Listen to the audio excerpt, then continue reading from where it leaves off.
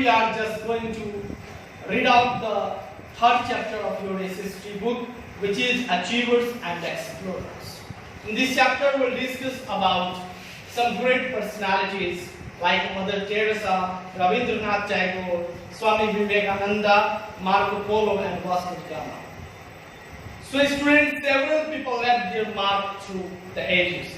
Their courage, consideration, caring, love, and justice have inspired many people. Great personalities have brought impeccable transformation and amazing changes in the usual routines, whether it is politics, arts, or science, whether it is religious or philosophical. Whether it is big or small, the impact made by the people made them famous personalities, and we'll discuss today about them, some of them. So firstly we'll discuss about Mother Teresa. Mother Teresa का जो जन्म हुआ था मैसेडोनिया में 26 अगस्त 1910 को हुआ था। आज हम ग्रेट पर्सनालिटीज के बारे में पढ़ेंगे, मदर टेरेसा के बारे में, रविंद्रनाथ टैगोर के बारे में, स्वामी विवेकानंदा के बारे में, Marco Polo, Vasco D gamma के बारे में। तो इनका जन्म 26 अगस्त 1910 को हुआ था। 12 years की जब थी mother Teresa, she realized that her calling in life was to help the poor and spread the love of Christ. ईश्वर के प्यार को फैलाना और पुअर की हेल्पलेस की मदद करना, इनको समझ में आ गया था। इनकी लाइफ का यही मकसद है। ये नन बनी और इन्होंने सिस्टर ऑफ लोरेटो को ज्वाइन किया, जो कि एक आयरिश कम्युनिटी है नन की, कैलकाटा में। और ये बाहर से आकर कैलकाटा में इंडिया को इन्होंने सर्व किया। 1950 में इन्होंने मदर टेरेसा मिशनरीज का स्थापना किया, जो कि मिशनरीज ऑफ चैरिटी है, जिसे गरीबों की और बीमार लोगों की देखभाल करने के लिए जाना जाता है। Today it has thousands of sisters and brothers working all over the world. आज ये काफी पॉपुलर है और मदर टेरेसा की किसी नाम की जरूरत नहीं है, किसी पहचान की जरूरत नहीं है, किसी पहचान की मोहताज नहीं है। आज हमारे बीच नहीं होने के बावजूद भी इनके कर्मों को, इनकी कृत्यों को हम जानते हैं और इनसे इंस्पायर होते हैं। नोबेल प्राइज भी इनको मिला था 1979 में और भारत रत्न का अवार्ड 1980 में मिला। ओके, इनके सेल्फलेस सर्विस टू ह्यूमैनिटी के लिए इनको हमेशा याद रखेंगे। अब आगे बात करेंगे रविंद्रनाथ टैगोर की, जो कि जब भी साहित्य की बात होती है तो गुरुदेव की बात जरूर होती है। But before that one thing I would like to tell you कि मदर टेरेसा ने कहा था, उनके बहुत सारे स्टेटमेंट्स हैं, उन्होंने कहा था कि love is a fruit, love is a fruit in season at all time. Love एक ऐसा फल है जो हर सीजन में मिलता है, and with in reach of every hand.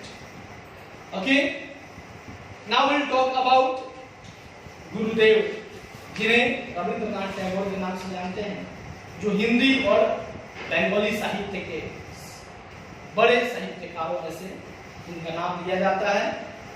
इनको भी नोबेल प्राइज मिला था इनके बुक गीतांजलि के लिए 1913 में। ओके, 1950 में इनको नाइटहुड की उपाधि ब्रिटिश गवर्नमेंट ने, ब्रिटिश इंडिया ने इन्हें दिया था। जब 1919 में जालियांवाला बाग मैसेकर हुआ था, इन्होंने अपनी नाइटहुड की उपाधि लौटा दी। So he was born in Calcutta in 1861 में इनका जन्म हुआ। रविंद्रनाथ टैगोर के यंगेस्ट सन थे और इनकी मम्मी का नाम था शारदा देवी। इन्हें जानकर हैरानी होगी आपको कि इनको किसी स्कूल में नहीं भेजा गया, इनके लिए टीचर इनके पास आते थे। इनको लिटरेचर में, थिएटर में, डांस और म्यूजिक में काफी इंटरेस्ट था इनका। ओके, 7 अगस्त 1947 को ये हमारे बीच नहीं रहे, लेकिन ये छोड़ गए अपने थॉट्स, अपने आइडियाज को। अब बात करते हैं आगे एक हिंदू मॉन्क की, जिनका नाम बच्चा जानता है, स्वामी विवेकानंद। ओके, स्वामी विवेकानंद एक स्पिरिचुअल लीडर, योगी और देशभक्त थे। ये भी वेस्ट बंगाल से, वेस्ट बंगाल से थी नहीं मदर टेरेसा, लेकिन वो वेस्ट बंगाल में कलकत्ता में रहती थी। वहीं से उन्होंने अपना मिशनरी स्टार्ट किया। रविंद्रनाथ टैगोर भी वेस्ट बंगाल से बिलोंग करते हैं और स्वामी विवेकानंद भी वेस्ट बंगाल से बिलोंग करते हैं। ठीक है, यही आज भारत को पूरा देश जानता है। इसकी वजह से तो स्वामी विवेकानंद की वजह से। इनका जन्म 12 जनवरी 1863 को कलकत्ता में हुआ, जिनके जन्मदिन पर हम क्या मनाते हैं, यूथ डे मनाते हैं। जब 1893 में जब वो शिकागो गए थे, ठीक है, 11 सितंबर को 1893 में उन्होंने एक रिप्रेजेंट किया था all the parliament of all religion of the world. ने विश्व में सभी धर्म सभा लगा हुआ था। उस धर्म सभा में उन्होंने जब ऐतिहासिक स्पीच दिया, तब से भारत को और विवेकानंद को और भी जाना जाने लगा और यहाँ के कल्चर को, यहाँ के ट्रेडिशन को, यहाँ के राइट्स और रिचुअल को इन्होंने पूरे वर्ल्ड से इंट्रोड्यूस करवाया। 1897 में विवेकानंद ने एक रामकृष्ण मिशन की स्थापना की, जो कि इंडियन सोसाइटी को सर्व करने के लिए है। आप जाओगे तो आप देख सकते हो, बंगाल में आपको रामकृष्ण मिशन आश्रम मिलेगा। यहाँ पे भी, छपरा में भी है। इन्होंने बहुत सारी बुक्स लिखी, mind and its control, yoga, raj yoga, gyan yoga, बहुत सारी चीजें, इंडियन वुमेन, इंडियन कल्चर, बहुत सारी चीजें लिखी। मेरे भी ये आइडियल है, आपके भी आइडियल हो सकते हैं, बहुत सारे लोगों की आइडियल।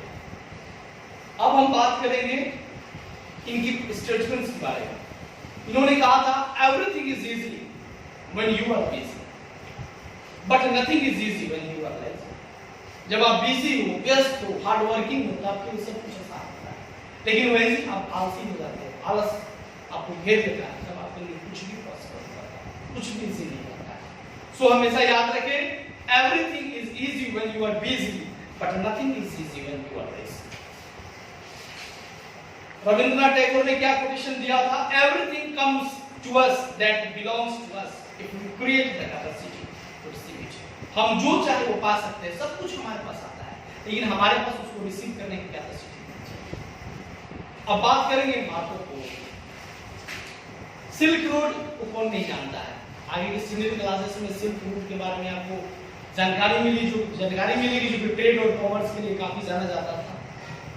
सिल्क रोड से इनका नाता है मार्को पोलो का। वो एक मर्चेंट थे, एक्सप्लोरर थे, जिनका जन्म 1254 को हुआ था, एक वेल्थी मर्चेंट फैमिली में। ओके, इनके पिता का नाम था निकोलस पोलो और अपने अंकल और अपने फादर के साथ 70 इयर्स की उम्र में ये यात्रा कर रहे हैं। अब बात करेंगे वास्को डी गामा की। आज तक आपको गलत पढ़ाया जाता है कि भारत की खोज किसने की थी। अरे भारत की खोज कैसे करेंगे हम? भारत ऑलरेडी अस्तित्व में बहुत अरसों से है, मिलियंस ऑफ ईयर्स से। भारत की खोज किसने नहीं की, या फिर अमेरिका की खोज किसने नहीं की? एक समय था जब यूरोपियन कंट्रीज को अरेबियन कंट्रीज होते थे, अरब जो होता था, अरब देश जो है, उस समय मसाले वगैरह प्रोवाइड करता था, लेकिन ये राज नहीं बताता था कि वो मसाला कहां से ला रहा है, वो स्पाइसेस कहां से ला रहा है। वो मसाले वो भारत से लेकर अरब यूरोपियन कंट्रीज को देता था। तो इसका पता लगाने के लिए इनके पिताजी को अपॉइंट किया गया था इंग्लैंड वगैरह या फिर यूरोपियन कंट्रीज के द्वारा, जो उस समय रूल में था। तो उनके पिता ये काम नहीं कर पाए, तो वास्को डी गामा को अपॉइंट किया गया। आपने हमेशा सुना होगा कि वास्को डी गामा नहीं, कोलंबस चाहते थे इंडिया पहुंचना। एक बार की बात है जब एक शिप में कोलंबस चले गए इंडिया को ढूंढने। इंडिया तो था नहीं, लेकिन इंडिया तक पहुंचने का एक समुद्री मार्ग ढूंढने के लिए, क्योंकि भारत जो है नर्द में हिमालय है, जिसको भेद पाना बहुत ही मुश्किल काम है। भारत पेनिनसुलर है, 3 तरफ से पानी से घिरा हुआ, उधर से भी आना दिक्कत है। या तो भारत में आप चाइना की तरफ से आ सकते हैं या फिर ईरान वगैरह की तरफ से आ सकते हैं, जो कि सब देश उस रास्ते को यूज करते थे, जो चाइनीज कंट्रीज थे चाइना की तरफ के, या फिर ईरान और उसके आसपास के जो देश थे वो अपना रूट यूज करते थे। तो वो काफी लॉन्ग रूट होता और खतरा भी रहता। लूटे जाने का। इसलिए ये वास्को डी गामा ने एक समुद्री मार्ग ढूंढा और कोलंबस भी ढूंढना चाहते थे भारत को, लेकिन वो अटलांटिक ओशियन में क्या हो गए, गुम हो गए, वहां से रास्ता भटक गए। रास्ता भटकते हुए वो कहां चले गए, अमेरिकन कंटिनेंट में चले गए। उसको उन्होंने देखा, उनको लगा भारत यही है, लेकिन एक्चुअली में वो क्या था, अमेरिका। तो ये इन्होंने कालीकट जो अभी हमारे साउथ का एक टाउन है, जो एक पोर्ट है, उसको इन्होंने वहां तक पहुंचने का, यूरोप से इंडिया पहुंचने का इन्होंने एक सी रूट, लॉन्ग सी रूट ढूंढा था, वास्को डी गामा 1498। ओके, इसके लिए इनको जानते हैं, समझ रहे हो आप।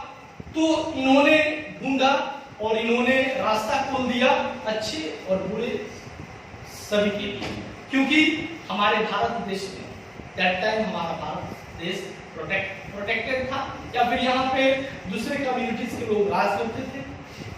ठीक है, यहाँ पे टोटल यहाँ पे डेमोक्रेसी नहीं था, ना ही इंग्लिश का शासन था। यहाँ पे क्या था, यहाँ पे राजपाट वाला सिस्टम था। लेकिन यहाँ पे मसालों की खेती काफी होती थी, जो कि यहाँ से अरेबियन अरब ले जाते थे यहाँ से, और अरब देश यहाँ से ले जाते थे और यूरोपियन को बेचते थे।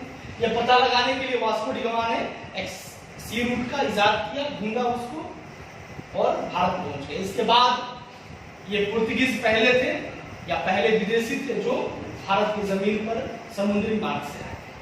इसके अलावा फिर डच, फ्रांसीस, यूरोपियंस, ये सब, ब्रिटिश, ये सब आए, भारत गुलाम हुआ, फिर बाकी कहानी को आप जानते हैं।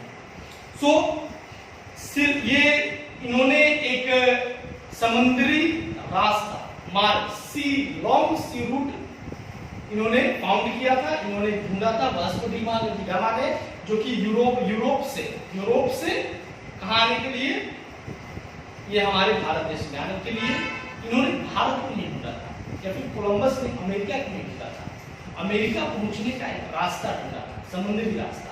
वास्को डी गामा ने भी एक भारत पहुंचने का समुद्री रास्ता ढूंढा। सो स्टूडेंट्स, ये आपका चैप्टर यहाँ पे ओवर होता है। मिलते हैं अगले चैप्टर में नेटवर्क।